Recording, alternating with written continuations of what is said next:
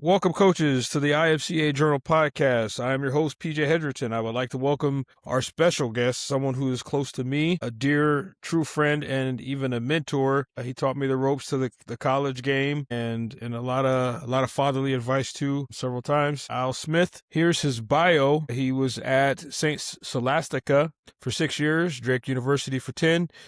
UNI for 2. He's been the D coordinator for many years. Again, he's one of the gems in our profession. Great man, great father. A wife is Amber, 2 boys, great kids, good-looking young men, and he's from North Carolina. Al Smith, welcome, buddy. Yeah. Thank you for having me on here, man. Pretty excited to get after it a little bit. I know, man. I am sure this is probably an awkward moment for you, having a guy who I think I'm like a year older than you, or maybe you like 6 years older than me. Nah. But I know it's kind of I know it's kind of awkward having a guy you mentored in the college game and was a sponge in your office that you shared an office with, just kind of talking football with you. I know it's kind of awkward. What do you think? No, it's awesome, man. Like, we bounce ideas off each other, man. I learn from you just like you learn from me, and that's what the profession should be about, man. Good people just kind of talking ball and getting better. You know, each day is an opportunity. So all those times you took your shoes off in my office, man, at least we got something out of it. I tell you what, brother, we got so many good stories. So again, tonight is just a privilege for me, and that you and I both can share back with high school coaches, young and old, and just kind of to share our passion and love for the game. So we'll start with the first question. Okay, what's your defensive philosophy? You know, when you try to put together a philosophy, you can't be too specific about what you want to do, in my opinion. Like, I think you got to have broad strokes to give yourself flexibility in the game, because as the game kind of evolves, you have to evolve. You know, I love seeing guys being able to line up in a gap and take that gap. And the game is full of one-on-ones, and I want to promote competition through X and O's. But then we also are gonna teach the game, and we're gonna be able to communicate between coach to player and coach to coach and player to player to an expert level. And that's the goal. And as we do that, you know, we're gonna play with a tremendous effort and really push each other through accountability. And that's what it's all about on our side of the ball. Good. What's your base defense? Okay. And then tell me about your base defense and then why you chose that base defense. Yeah.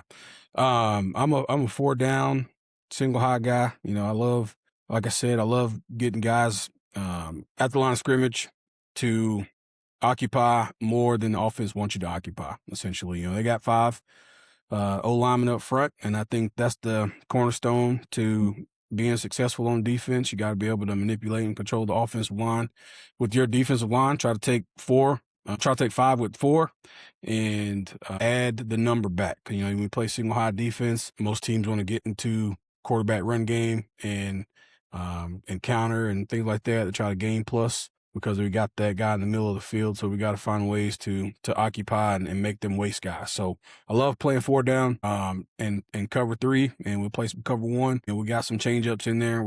We'll go some Tampa and some other things, but we're going to live in cover 3 and die by cover 3. Okay.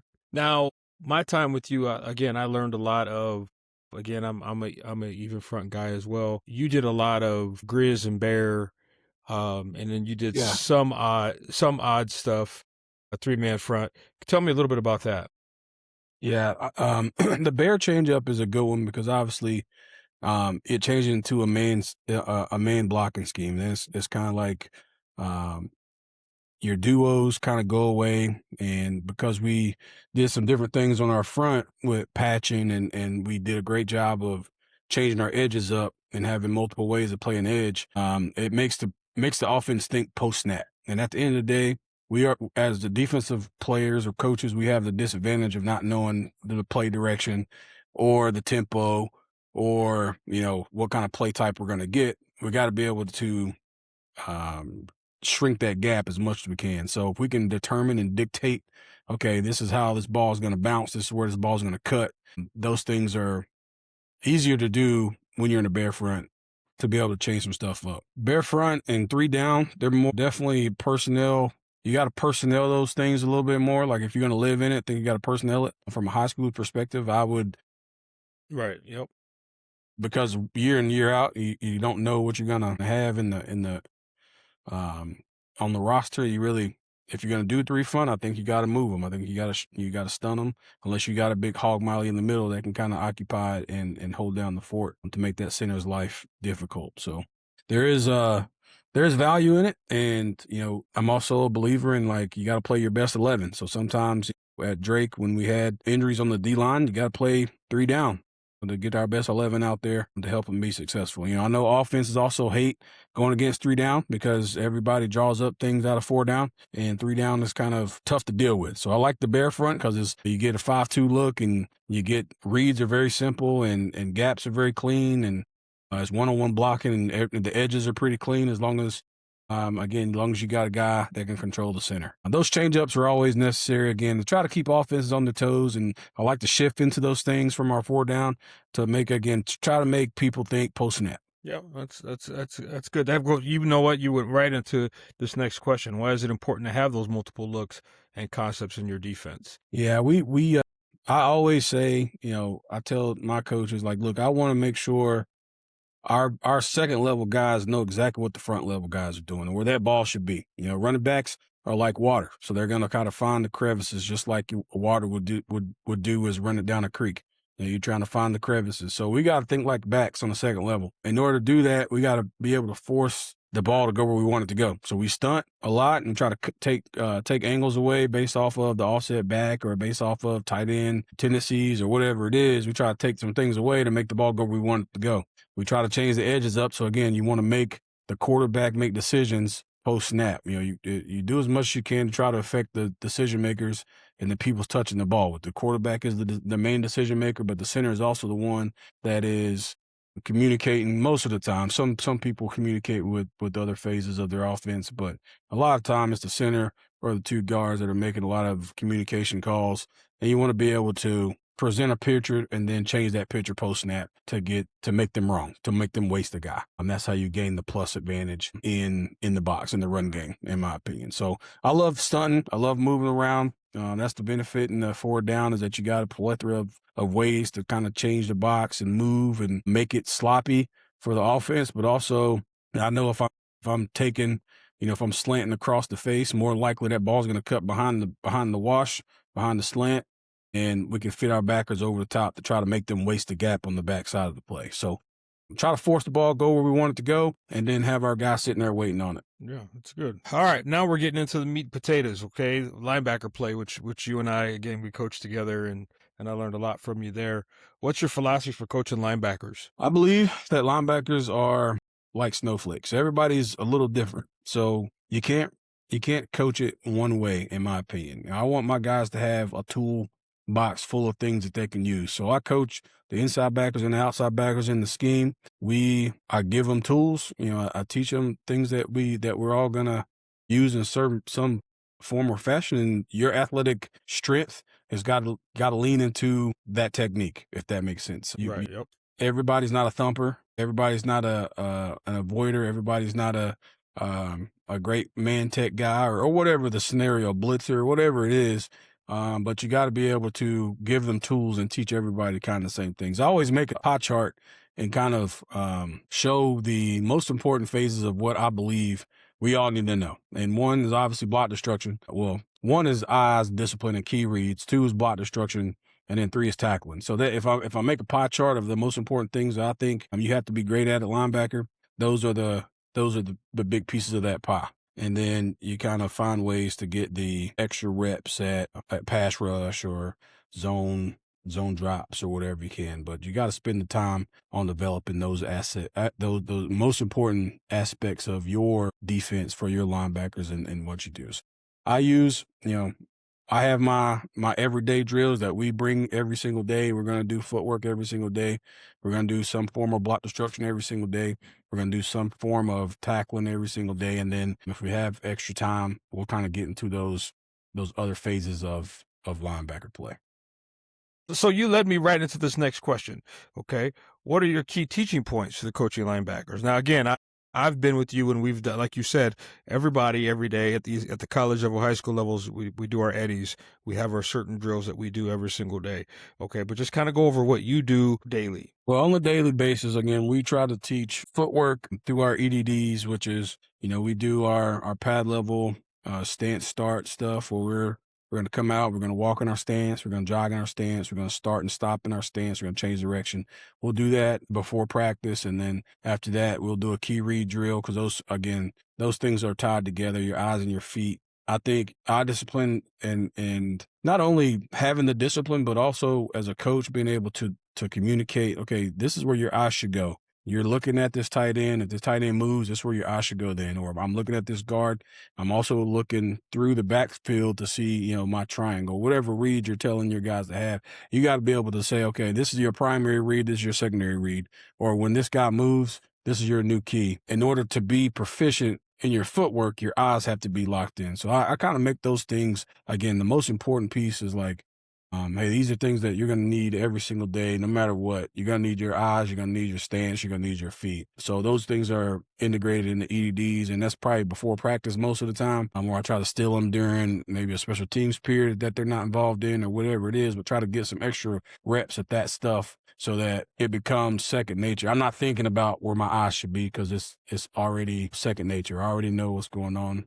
I don't even have to think about that. Now I can think about the other parts of the chaos while you're playing in the box. So our EDDs are circled around obviously the basic things that you can work on in your room, at night by yourself. We do those every, I encourage those guys, hey man, if you're just bored, think about where my eyes should be, close your eyes and say, my guard's here. That guy pulls, where do I need to go? That type of stuff. So being able to envision the next step, the next phase, to know the communication, because my eyes can't see. If you try to see, a lot, you actually see a little. So try to keep them focused on what they need to focus on, and trust your buddies outside to communicate. So we work on that stuff in our EDDs every day, so that we don't have to think about it when the snaps are live. Okay, that's good. Now, go into detail. Okay, we all know as coaches, especially linebacker position coaches, stance, alignment, assignment. We all know that key phrase. But you do, and one thing I've got from you is teaching your linebackers how to read the triangle.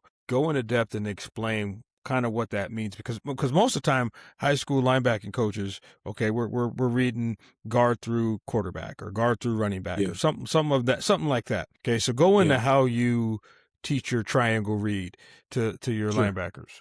Sure. When we introduce it, I call it like you said, I call it a triangle read. The triangle is your near gap.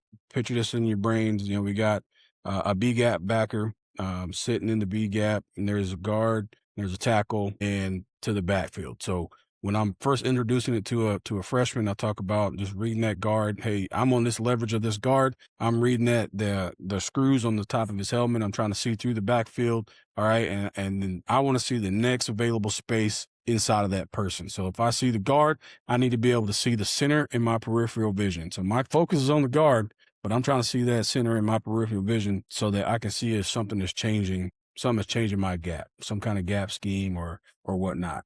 I always break it down to say O-linemen traditionally can only do, like 5 things. They can pull, they can give you high hat for pass, you can get a down block, you can get a reach block, and you can get a pass set. Yeah, but there's only so many things that you can really get from an offensive lineman. So you really, really need to focus on the detail of like, okay, if they're trying to down block, where's the ball going to go? If they're pulling, where's the ball going to go? So that, again, we're trying to minimize the amount of advantage that they have knowing the direction and diagnosing the play through the offensive line, because those are the guys that aren't going to lie to you most of the time. Being able to diagnose it through those guys is the most effective way. So again, being able to focus on the near gap. All right, understand. Okay, as I'm looking through my gap, or I'm looking at my key, which is the guard screw holes on the face mask, the top of the face mask.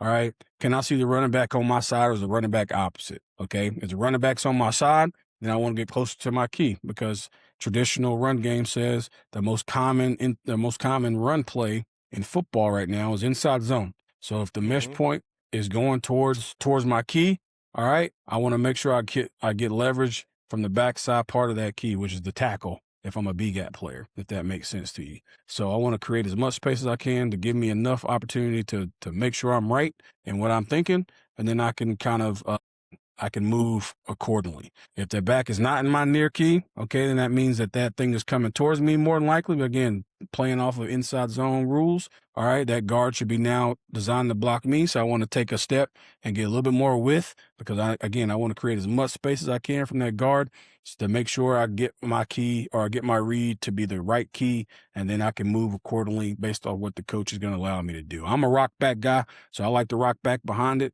because I believe that if that guard is climbing to me, then that 2Y that's sitting on the inside shade of that guard should be able to beat the center with leverage. And if that D tackle does beat the center with leverage, then he is essentially in the A gap and the B gap, and that's where the ball is not going to go. So there's no point in me standing in this B gap and wasting my time. So I allow those guys to kind of rock out and now being able to make themselves available for the cutback of the running back. But in order for it to think about that big picture stuff, you really got to know, okay, this is my main key, and this is my secondary key is the center. And then what I'm looking for, one of these 5 things, if he pulls, then I know I can go. If he high-hats, I know it's a pass, blah, blah, blah, so forth and so on. The same things that everybody's kind of teaching at that point. Okay. All right. Good. Okay. Okay, I want you to and you and I have watched a lot of film on high school kids, and we've assessed them and did all those things. What are some of the key teaching points to helping that high school linebacker attack the line of scrimmage? There's a little bit of I'm trying to figure out the best way to say it, the PG way to say it. You got to have some screw it in your system sometimes. There's some opportunities. There's always opportunities to take run throughs and to be kind of a cowboy and just do it. And you got to encourage that, because if kids are afraid of making mistakes and getting yelled at for kind of being aggressive and taking lanes or running up in there, then you're going to miss some plays. Now, you can't be reckless with it, and it can't be every single play, obviously, because we play, the game is not played like it was when I was, in the old days, the leather helmets when I played. You got to be kind of strategic and like allowing those guys to like cut it loose every once in a while and just go and they'll see what they can do. I love talking about leverages and understanding, okay, if I'm attacking the line of scrimmage, I'm attacking the line of scrimmage for a purpose. I'm trying to make this ball go either inside or outside of me, but I'm not going to be head up on anybody. So I'm always attacking leverages. I'm always looking for near shoulder contact. I'm always looking to strike and redirect with my hands, or I'm looking to take a run through and just poke a hole. And even if I miss the play, again, I'm making the ball go where we want it to go. So if I miss it, I'm missing on the front side or I'm missing on the back side, I'm taking away a cutback, or I'm missing on the front side and I'm making that ball cut back early before it wants to, whatever it is, but you got to allow those mistakes to happen. Because I always tell guys, hey, man, sometimes you got to see it. You got to take it to see if you got the ability to do it. And if you take it and you miss, you take it, you miss, hey, guess what? You're not fast enough to do that. So now you can't do it anymore. So let's move on. Let's find another way for you to go be productive and go make plays. So as coaches, we always want everything to work out perfectly, but sometimes, especially in practice, early in camp and things like that, when you get them out there, you want to give them some opportunities to fail so they can see, hey, this is okay. I'm okay with you making this mistake, but when we make the mistake, we got to have a purpose in what we're doing. We got to learn from that mistake. We got to have a purpose for how we're getting into the box, into the line of scrimmage, because you never want to run in there just to run in there. You never want to be in a wrestling match with an offensive lineman if we don't have to. Sometimes it's about setting the tone. Sometimes it's about like, hey, man, I thought I saw this, so I took it. Okay, I'm down with that. This is why this looks like that. And then you go back into the teaching of the keys and what the offense is really trying to do with the schematics. Okay. All right, that's cool. You went right into my next question. Now, you and I both know, we all like to see football, tackle football type of linebacker. We all love that kind of guy. Okay, we all like that guy.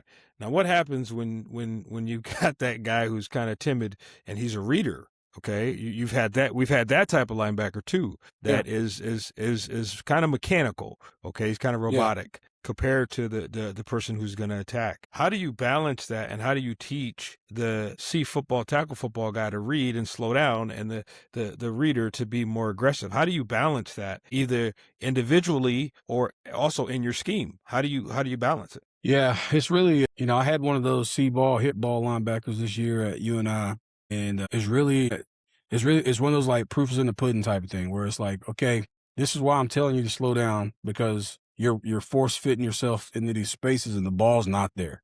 At the end of the Right. day, Yep. at linebacker, it's all about production. You can play cornerback and not get a single ball thrown to you all day, and they call you an All-American because nobody's testing you. And you can play defensive tackle and completely wreck the game and not make an actual play. But at linebacker, man, you got to be productive. There are no rewards for non-productive linebackers. So at the end of the day, if you got a see ball, hit ball guy, and you're trying to tamp that down a little bit, hey, this is why you make 10 tackles. But look, if you would just read these keys, might make 15, you might make 17 because the ball's going to go where we want it to go, and then you're going to finish as you get there.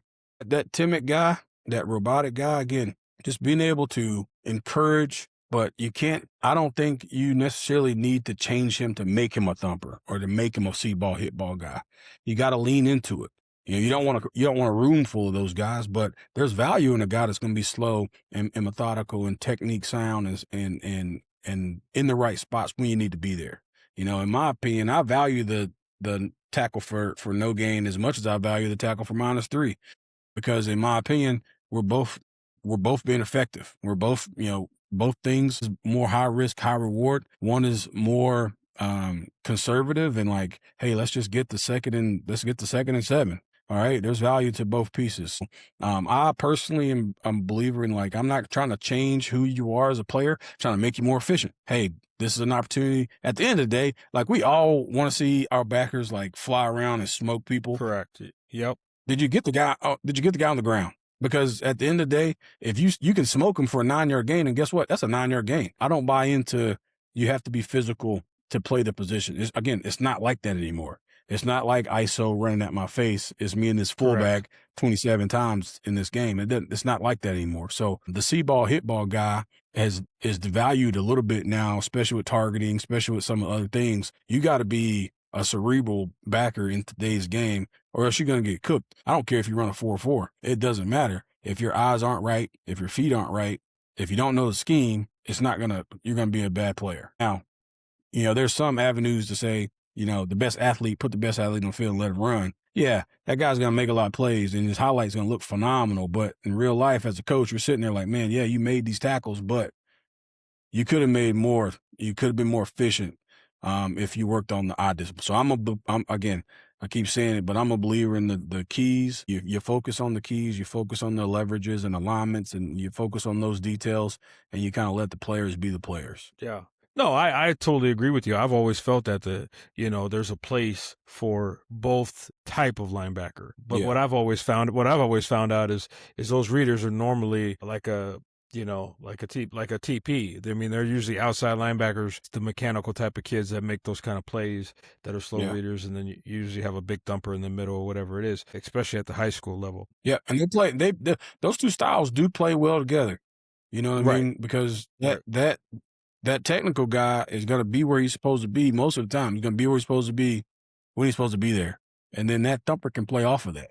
And then at times that thumper's going to make sure, that thumper's going to create some kind of knockback or some kind of like destruction so where that patient guy can now, okay, we throw together. If you got one of each, then you're probably in pretty good shape. Right. Right. And it's especially like you said, you're not facing, depending on the level you're at, because some small town Iowa schools, you are seeing wing tees, you are seeing the bellies and the ISOs and the other things.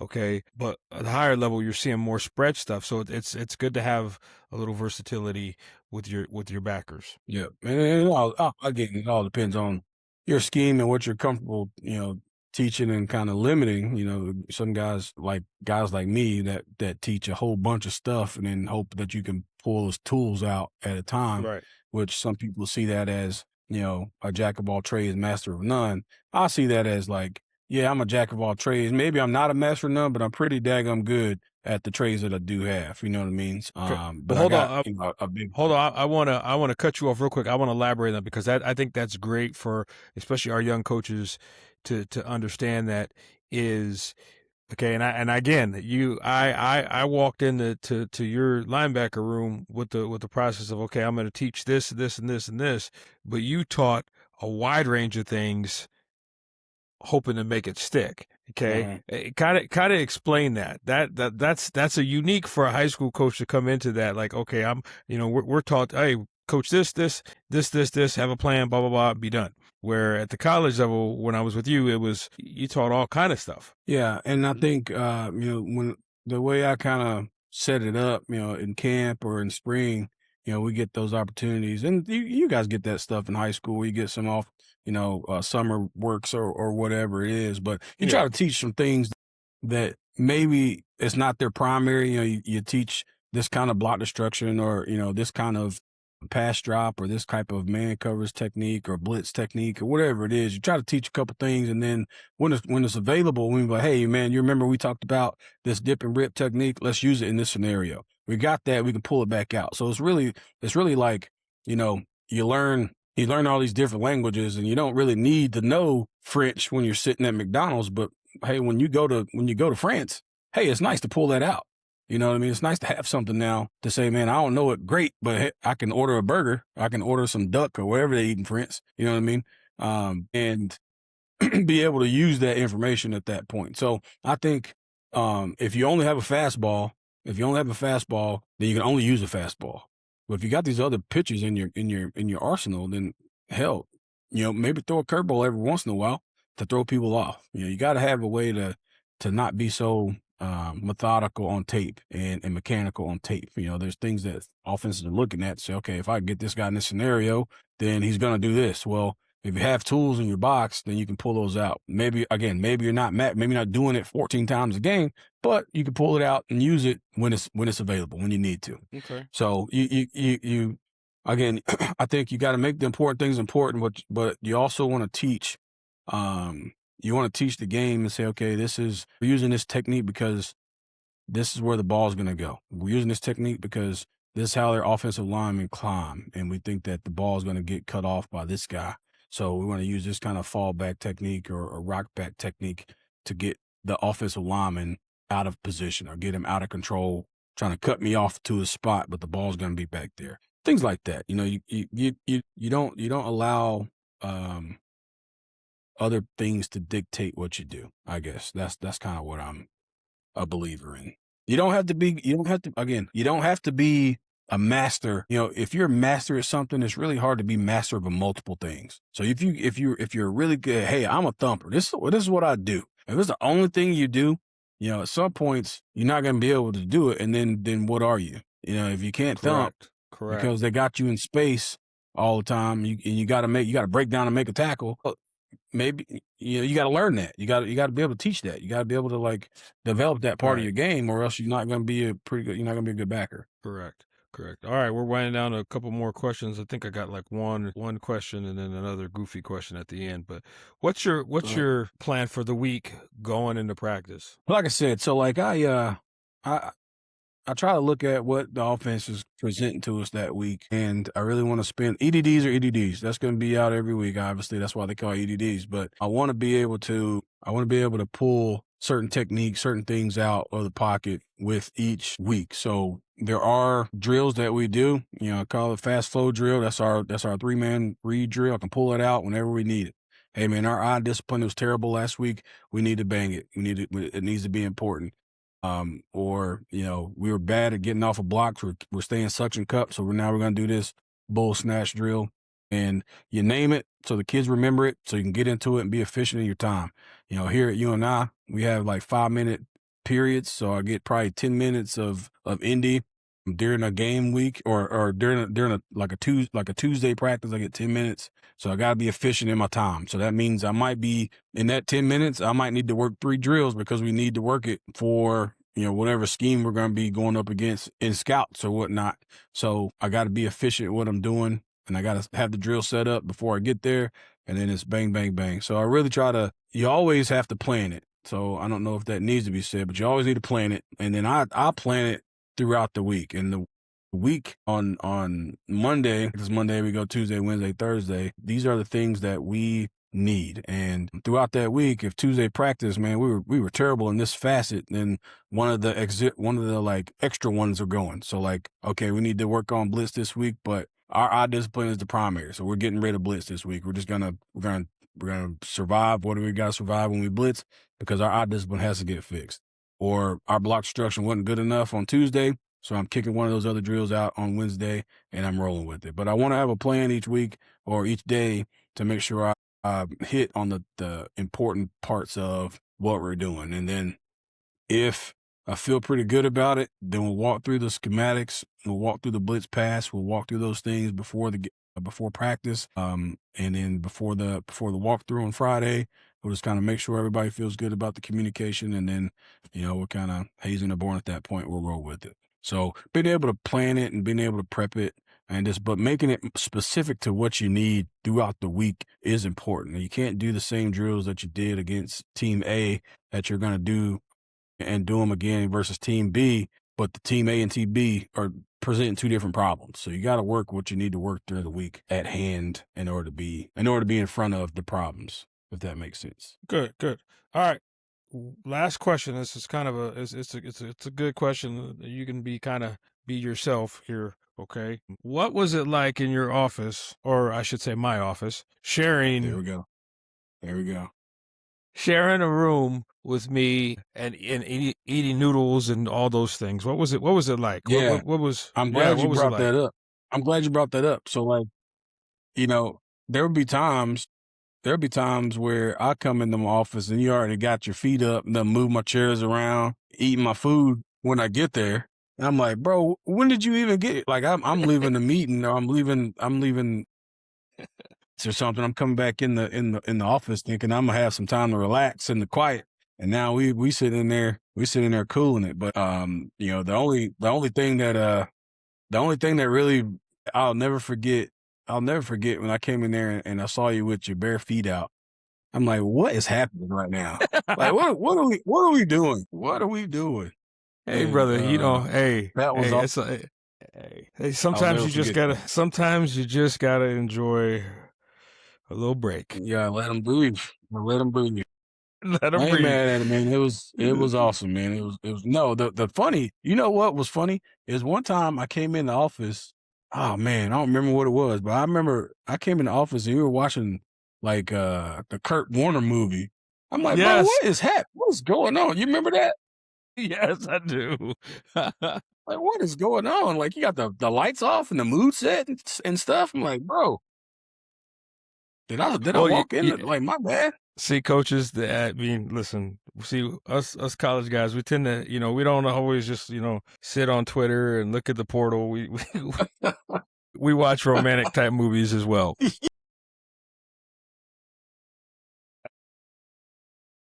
All right. How do if I'm a coach, how do I reach you? The best way is I do respond to Twitter if I can. That's a big my Twitter handle is UNI _. Oh, I'm sorry. Let me look at it to make sure I'm telling you right. Sorry. That's the best way though. UNI, capital U, capital N, capital I _ capital C OACH capital SMITH. So UNI _ Coach Smith is the best way. And then, my email, al.smith@uni.edu. Feel free to reach out, man. We have an open door policy. So anybody that wants to come up and talk some ball, we're definitely open for it. And we're trying our best to try to mend some of these fences from the Iowa high school coaches. We know you guys are the lifeblood of our program, and we want to make sure everybody knows there's a new regime. We love the support of the high school coaches, and we're gonna get this thing rolling with your help, steering those kids towards UNI and away from the Dakota schools. So that's what it's all about for us. And we can win with Iowa guys, and we know that, and our coach believes in it, and we want to make sure you high school coaches also believe in that and trust what we're trying to build up at UNI. Good. Like I said, I've been with you guys for 7 years, and it's a remarkable staff and good people and good men and good dudes. So, thank you, Coach Al Smith, for your time. Thank you, coaches, for your time. If you are listening to this, you can listen to it on YouTube, Spotify, Apple Podcasts. You can also take the time out to message me if you need a little guidance or a little help, or if you want contacts for some of our coaches, it'll be in the description. But again, thanks, Coach Smith. We appreciate you, brother. And for all the coaches out there, continue to keep grinding. Thank you. So